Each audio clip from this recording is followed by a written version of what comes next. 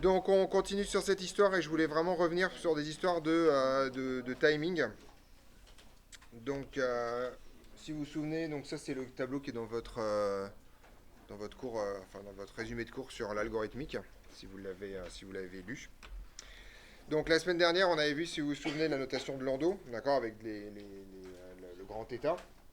Et ce qui m'intéresse dans cette histoire, c'est d'essayer de vous faire quand même prendre conscience du caractère vraiment très important de cette histoire de complexité. C'est pas simplement une histoire de dire est-ce que ça va nous prendre du temps ou pas, mais vraiment il existe un certain stade ou un certain niveau de complexité en termes de temps qui rend les algorithmes littéralement prohibitifs. D'accord.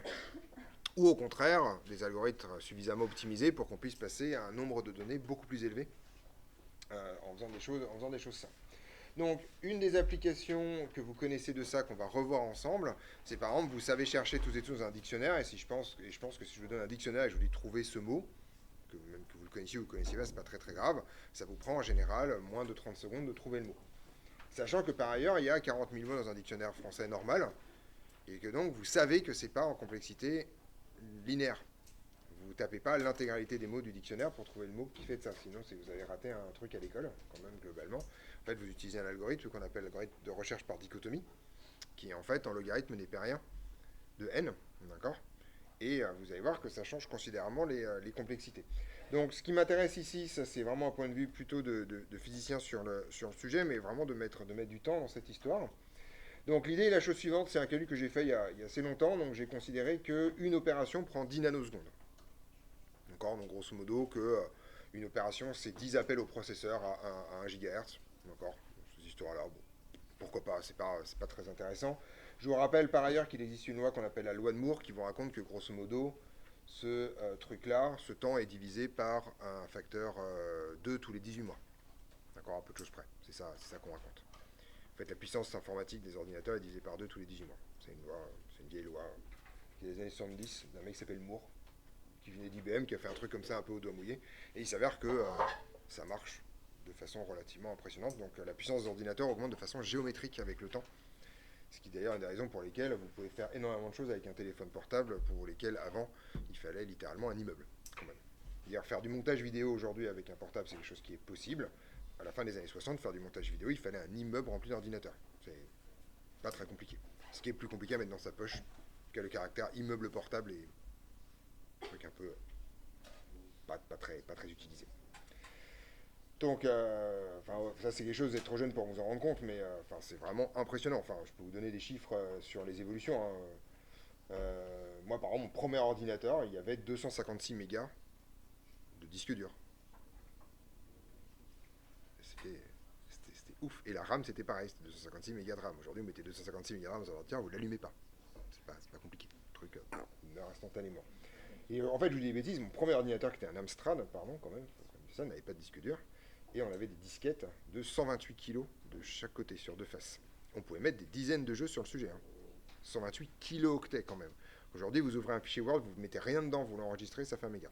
Enfin, non, 512 kilos. D'accord. Donc, bien vous rendre compte de la situation dans laquelle vous êtes par rapport à ce qui se passait il y a 30 ans. Je suis quand même pas si vieux que ça. Donc, même il y a 20 ans d'ailleurs, en l'occurrence. Donc on va regarder un peu des chiffres. Donc l'idée est la chose suivante. Je vous rappelle que donc vous avez quelque chose qui dépend de votre tableau d'entrée. Donc n, ça peut être encore une fois, très souvent pour vous, ça sera le nombre d'éléments dans une liste ou le nombre de caractères dans une chaîne de caractères. Voilà. Il y a des petites choses un peu différentes, mais voilà. Donc en gros, je parle d'un exemple avec n égale 10 et après je prends un exemple avec n égale 1 milliard. Alors ça vous semble peut-être délirant d'utiliser 1 milliard, mais je vous rappelle que par exemple, 1 milliard d'items, c'est pas des trucs compliqués pour un système standard. Je sais pas.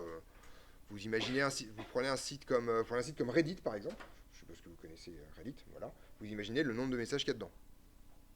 Si vous voulez trier les messages par ordre de date de publication, 1 milliard, c'est ridicule. D'accord. Vous avez probablement d'ores et déjà des centaines, voire des milliers de milliards de messages qui se baladent sur ce système-là. D'accord. Donc, il faut bien que vous compreniez qu'en informatique, a priori, 1 milliard est pas et ça dépend des systèmes, bien entendu, mais en informatique, 1 milliard n'est pas un nombre particulièrement délirant. Ça peut être relativement normal de faire des opérations avec des entrées qui se chiffrent en milliards ou en milliers de milliards. Alors, si vous traitez ça de façon logarithmique, vous voyez que, alors bien sûr, la première colonne n'est pas hyper intéressante parce que de toute façon, optimiser de façon asymptotique à n égale 10, c'est absurde, puisque 10 objets, c'est jamais problématique. Mais si vous commencez à taper sur des objets de type 1 million, vous voyez qu'en logarithmique, ça va vous prendre 140 nanosecondes, à comparer avec quand même quelque chose qui se passe en linéaire, c'est-à-dire 10 millisecondes. Si vous tapez sur 2 milliards, vous voyez que là, on commence même à voir des choses qui humainement sont sensibles, au sens où si vous voulez, par exemple, je sais pas, trier, enfin, pas, si vous voulez faire une recherche, par exemple, dans un truc où il y a 1 milliard de termes, d'accord, voilà, et bien en fait, en logarithmique, ça vous prendra 180 nanosecondes, ce qui pour vous est instantané. Si vous faites ça en linéaire, c'est-à-dire si vous scannez l'intégralité des noms jusqu'à ce que vous tombez sur le bon truc, un peu de choses près, ça vous prendra 10 secondes.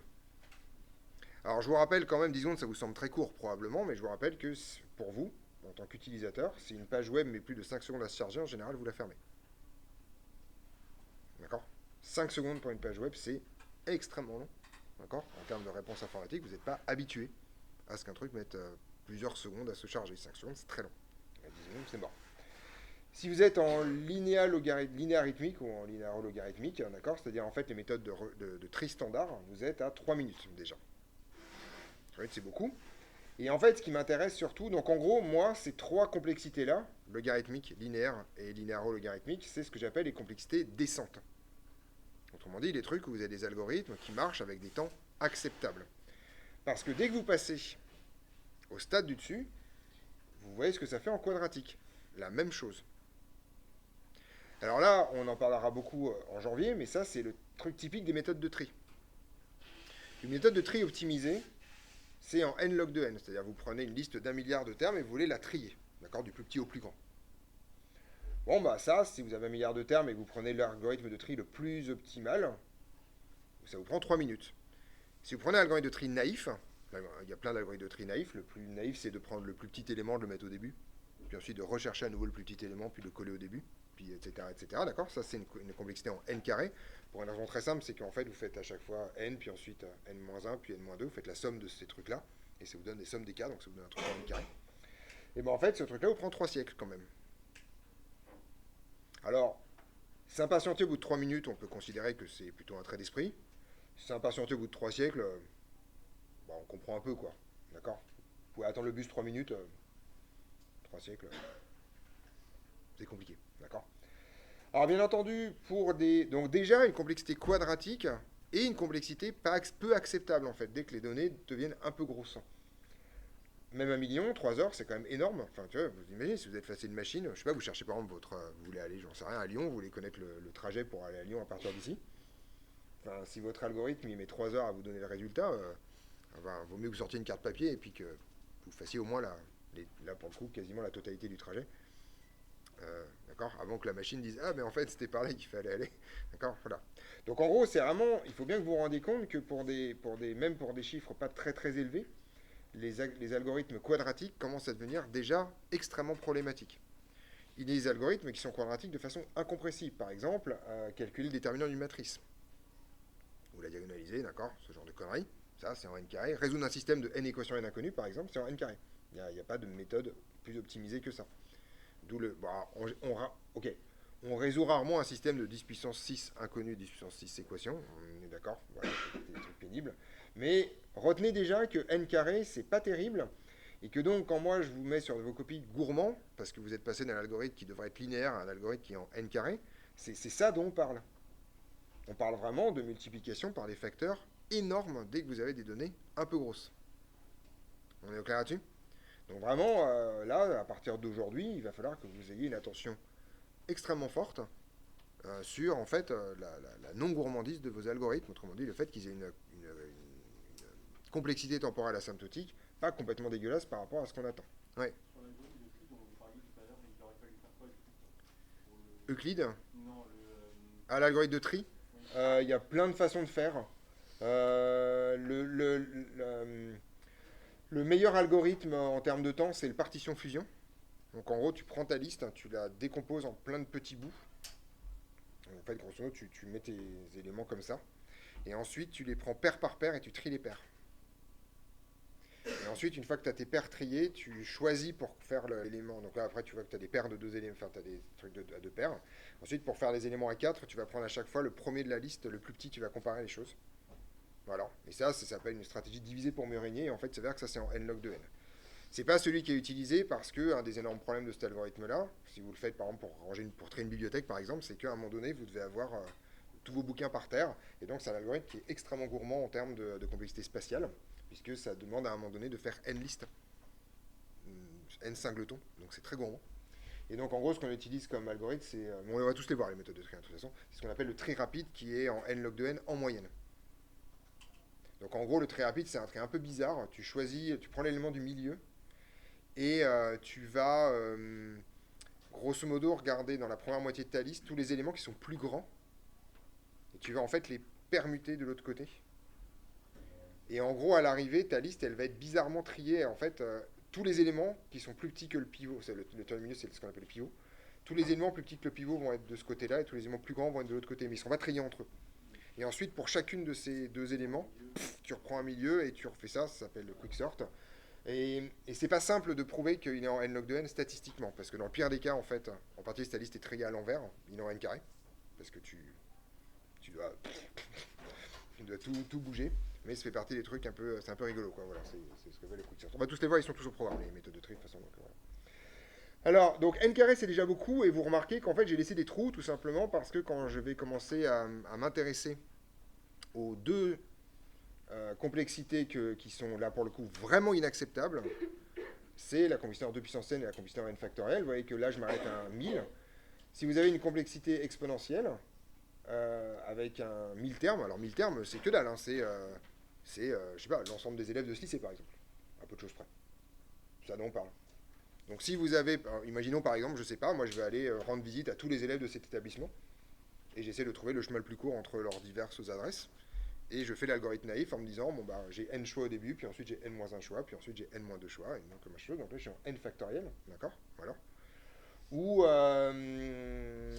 ou d'autres trucs, enfin voilà, après il y a des algorithmes en 2 puissance n, ça marche aussi très bien.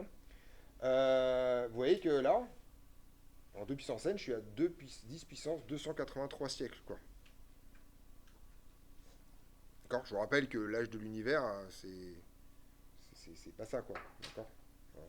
C'est 10 puissance 14 années, l'âge de l'univers, si je me trompe pas. Non, 14 milliards, non, pardon, c'est 10 puissance 10 années, pardon. C'est 10 puissance 10 années, d'accord. Donc là, vous êtes à un truc qui est juste surréaliste. En factoriel, vous voyez que je me suis arrêté à 10, tout simplement, et donc j'ai fait un petit tableau en dessous un peu moins brutal, d'accord, avec des nombres moins gros, et là, vous voyez que c'est pas énorme. Et vous voyez qu'en factoriel, si vous êtes déjà à n égale 50, vous êtes déjà à 10 puissance 47 siècles, c'est-à-dire largement au-delà de l'âge de l'univers. D'accord. Et en fait, ça monte très très vite. Et donc vraiment, si vous proposez un jour dans votre vie un algorithme dont la complexité temporelle est dans ces lignes-là, c'est pas la peine de proposer cet algorithme en fait. Même s'il marche.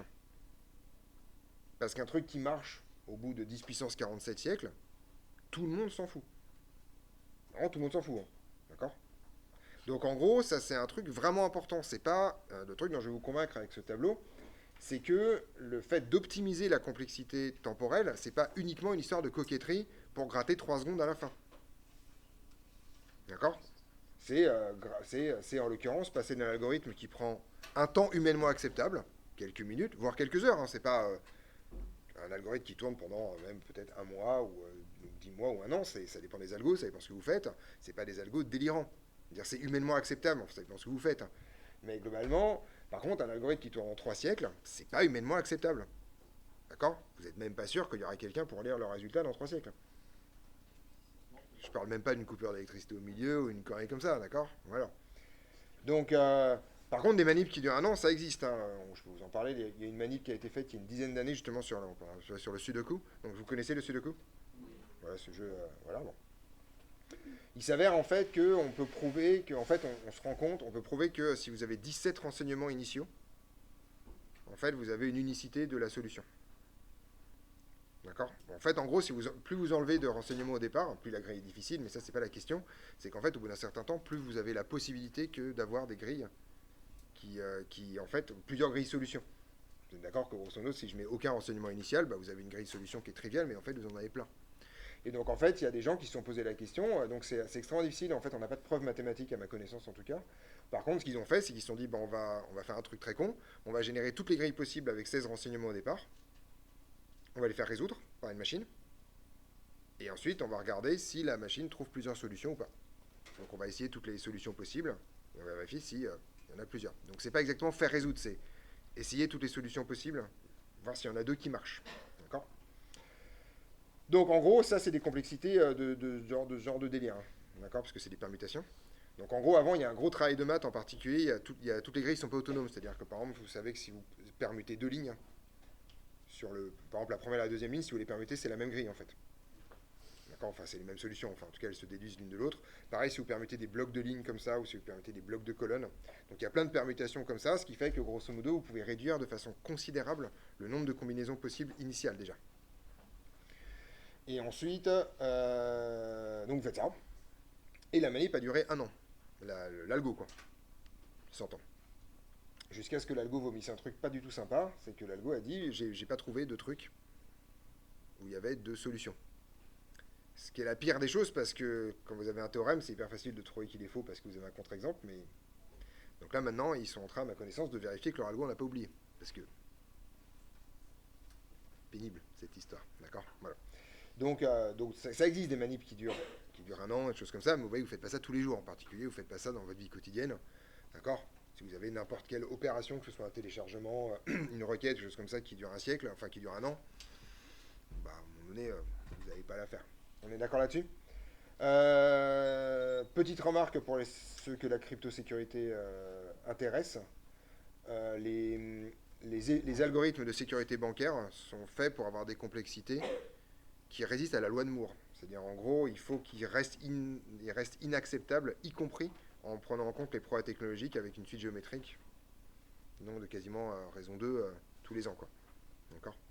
Donc c'est une des raisons pour lesquelles aujourd'hui, donc en particulier, il y a un algorithme qui est extrêmement compliqué parce qu'il est a priori comme ça, je crois, si je ne me trompe pas, qui est le fait de trouver les facteurs premiers enfin de vérifier qu'un nombre est premier à partir du moment où le nombre de chiffres est très très élevé. Et là, n en l'occurrence, c'est le nombre de chiffres de votre entier en base 2. D'accord. Et donc en particulier, des très très très très très grands nombres qui n'ont que deux facteurs premiers, c'est des nombres très chers, pour le coup. Parce que si vous les trouvez, vous avez des trucs de sécurité bancaire avec une clé, il est extrêmement difficile de trouver les deux facteurs. Par contre, si vous connaissez les deux facteurs, il est extrêmement facile de vérifier que ça donne bien votre nombre final. Donc ça vous fait des clés cryptographiques extrêmement simples, c'est des couples clés-serrures qui marchent très très bien. Et c'est la base en fait quasiment de la sécurité bancaire dans ces histoires-là. Donc, et on joue là-dessus. Et c'est pas parce que c'est incassable. Hein. Il existe un algorithme pour trouver tous les diviseurs d'un nombre. C'est simple. Hein. Vous prenez tous les diviseurs en dessous, vous y allez plein de balles, puis vous testez quoi. C'est pas... Par contre, effectivement, avec des nombres à très très grands chiffres, bah en fait, c'est des algorithmes qui sont extrêmement longs. Comme ils sont extrêmement longs, sauf giga coup de bol, voilà. Si par exemple vous avez un mot de passe, d'accord, vous savez que dans un mot de passe on exige un certain nombre de caractères, d'accord, et on exige un certain nombre de caractères tout simplement parce que a priori, si vous avez n caractères, vous avez 26 puissance n combinaisons possibles de votre mot de passe, ce qui est considérable si vous voulez commencer à le casser en force brute, d'accord. Petite remarque, si vous utilisez un mot du dictionnaire, vous n'êtes plus à 26 puissance n, vous êtes à 40 000. Puisqu'il y a 40 000 mots en dictionnaire. Si vous mettez des majuscules dedans, vous êtes à 40 000 fois le nombre de façons de mettre des majuscules dans votre histoire, etc. etc. D'accord. Donc, petite remarque pour ceux que ça intéresse aussi. Le conseil qu'on vous donne tout le temps de mettre des caractères spéciaux, des machins et des conneries, c'est débile. Ce qu'il faut, c'est un mot de passe très long. D'accord. Je vous rappelle que quand même le mec de la NSA qui a émis ses recommandations en 2005 a fait une lettre d'excuse publique au monde entier quand même il y a 2 ans. D'accord. Ça, c'est débile, tout simplement parce que ça rajoute juste des caractères. Alors bien sûr, ils ne sont pas dans le dictionnaire, mais comme en général, on met point d'interrogation, un mot du dictionnaire, en fait, vous n'avez rien fait dans cette histoire-là. D'accord. Donc si vous voulez un mot de passe vraiment sécure, je vous recommande fortement de vous inventer une petite phrase, de prendre la première phrase de votre roman préféré, j'en ai rien à foutre, d'accord, et de faire des manipulations dessus. C'est hyper facile à s'en souvenir, d'accord, mais au moins c'est incassable, d'accord. Moi j'ai un mot de passe à 28 caractères, je m'en souviens sans aucune forme de problème, mais c'est incassable. 26 puissance 28 en brute force, j'oublie quoi. D'accord, c'est bon, voilà. Bon, terminé, au revoir, d'accord. Donc vraiment, ça c'est vraiment pour vous. Hein. Je sais pas, vous prenez une phrase quelconque, j'en sais rien moi. Je m'en fous moi. J'aime les pantalons rouges, voilà. J'aime les pantalons rouges. Vous remplacez tous les L par des 1, vous remplacez tous les O par des 0. Voilà, terminé, au revoir. Vous avez un mot de passe hyper facile à retenir. est littéralement incassable. D'accord? Voilà. Vous mettez un point d'exclamation à la fin parce que tous les sites web débiles veulent que vous ayez un caractère spécial. Puis voilà, vous le mettez sur le L, enfin vous faites ce que vous voulez à la place du T. Voilà. Ça c'est indestructible. Et c'est beaucoup plus intéressant que de choisir des caractères spéciaux qui en général mènent souvent au comportement suivant. Vous mettez un point d'interrogation au début ou à la fin, ou un dièse au début ou à la fin, et ensuite vous mettez un mot du dictionnaire sec. D'accord? Donc, je vous rappelle que quand même, encore en 2023, le mot de passe le plus utilisé au monde, c'est 0000, d'accord? Ensuite 1, 2, 3, 4, ensuite AZERTY. Il y a un mot de passe, voilà. Admin, d'accord? Ouais.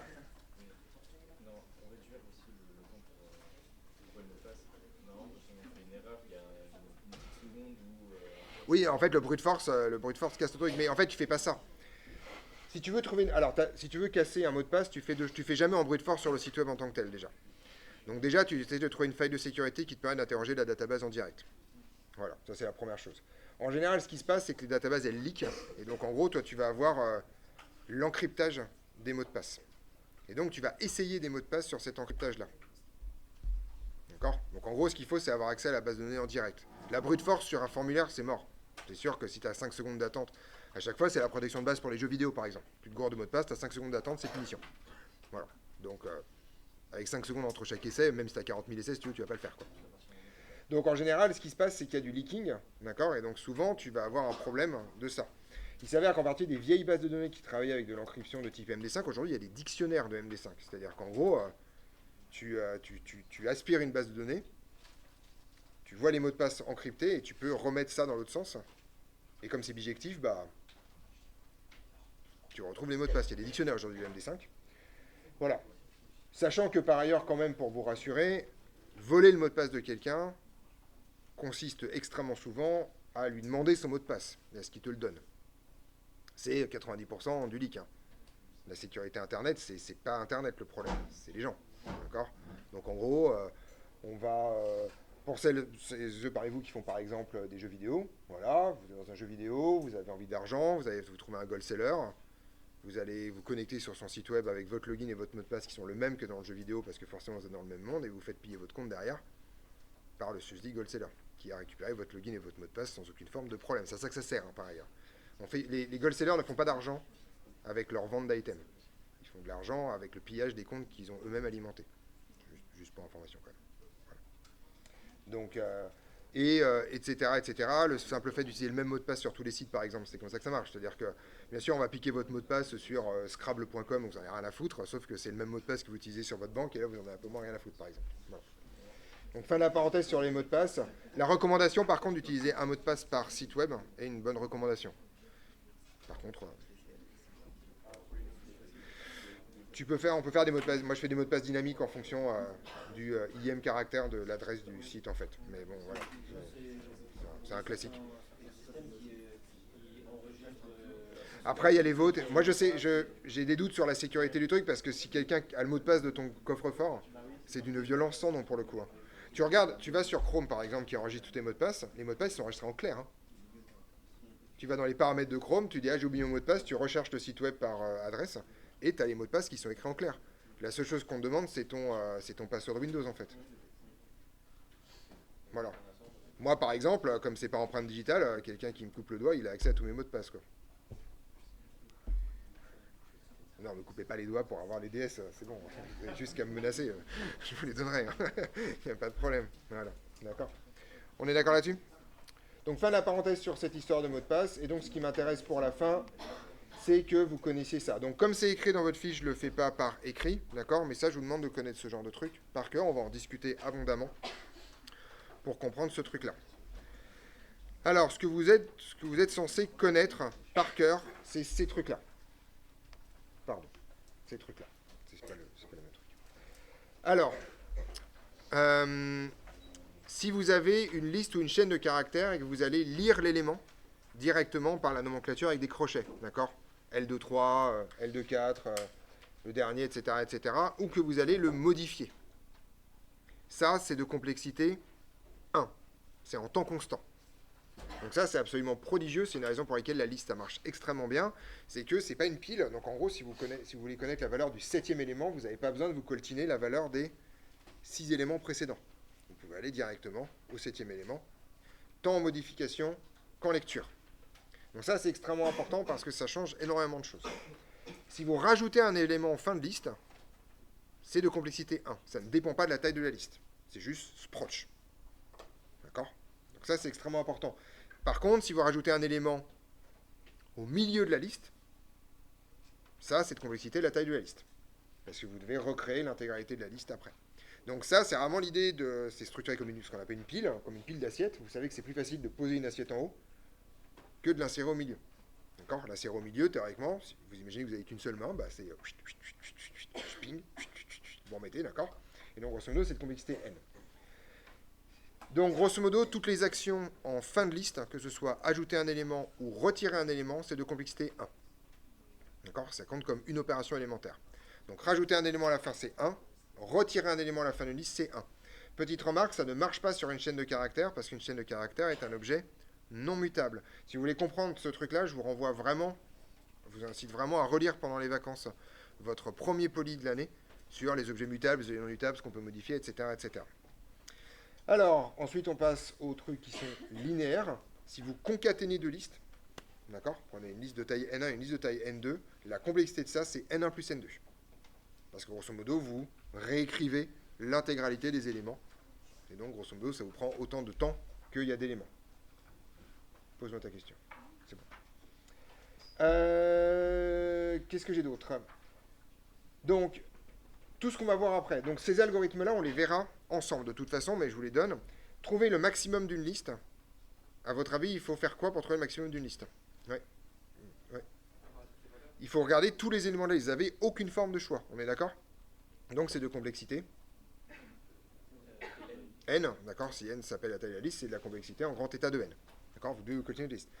Ça, c'est vrai du maximum, c'est vrai du minimum, c'est vrai de la moyenne, c'est vrai de la variance. Vous êtes d'accord que si vous voulez calculer la moyenne d'une série de chiffres, vous devez vous continuer tous les nombres. Il n'y a pas de question. Donc, l'idée, hein, vraiment, il faut pour comprendre ça, il faut réfléchir à comment ça marche. Et en gros, si je veux chercher le maximum, bah, vous coltinez toute la liste. C'est obligatoire. Pour rechercher un élément dans une liste, d'ailleurs, ça y est pas, il faut que je la rajoute. Pour rechercher un élément dans une liste, c'est de la taille de la liste. Vous n'avez pas le choix. Si votre liste n'est pas triée, en tout cas, imaginez maintenant, je vous fasse, vous vous souvenez le truc avec le dictionnaire? Imaginez, je vous fasse la même chose avec un dictionnaire, mais en chinois. Et que vous ne savez pas comment les trucs sont triés à l'intérieur d'un dictionnaire chinois. Parce qu'il y a un tri, en fait, en vrai. Mais théoriquement, vous ne le savez pas. D'accord? Je suppose que très peu de gens dans la classe savent comment c'est classé les idéogrammes dans un dictionnaire chinois. D'accord? Voilà. Pour information, c'est classé par le nombre de traits de la clé principale de l'idéogramme. Voilà. Mais ça, ça juste, voilà, au revoir. D'accord? C'est du chinois, voilà, effectivement. Donc en gros, si vous faites ça, vous allez voir vous coltiner l'intégralité des trucs. Et ça, c'est vrai de n'importe quelle liste non triée. Si vous voulez chercher un élément dans une liste non triée, c'est en complexité de n. Et ça, c'est hyper important à retenir parce qu'en Python, ça, c'est A in L. Vous vous souvenez? La nomenclature en Python est hyper courte. Si vous faites if A in L, le Python vous dit si l'élément est dans la liste ou pas. Sauf que bien que l'expression en termes de syntaxe prend littéralement 4 caractères, ça en fait c'est de complexité n, parce que Python va scoltiner l'intégralité de la liste pour rechercher le truc. Donc en fait, même si ça a l'air de rien dans un programme, c'est un truc qui vous tue une complexité, ça, pour le coup. Ouais. Pareil. Même punition, même motif, tu dois écrire l'intégralité des éléments de la liste. Donc voilà. Tout ce qui manifestement est une histoire de je vais du début à la fin ou de la fin au début, c'est en N. Ouais.